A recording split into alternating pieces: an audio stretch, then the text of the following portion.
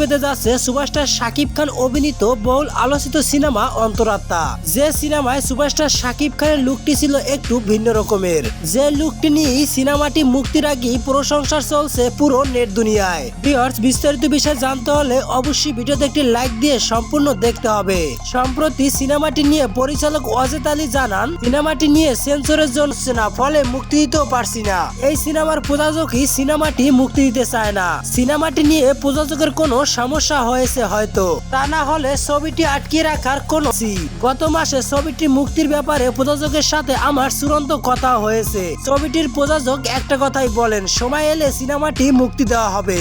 তবে সেই সময়টা আর কবে আসবে? যত দিন যাচ্ছে ততই সিনেমাটির ক্ষতি হচ্ছে। ভিউয়ার্স, অন্তরাত্মা সিনেমাটি এমন একটি সিনেমা হয়েছিল যে সিনেমাটি মুক্তির পরে বাংলা ফিল্ম ইন্ডাস্ট্রির মোড় ঘুরে যেত। এই সিনেমাতে সুপারস্টার শাকিব খানের বিপরীতে নায়িকা হিসেবে রয়েছে ওপার বাংলার জনপ্রিয় নায়িকা দর্শনা বনি।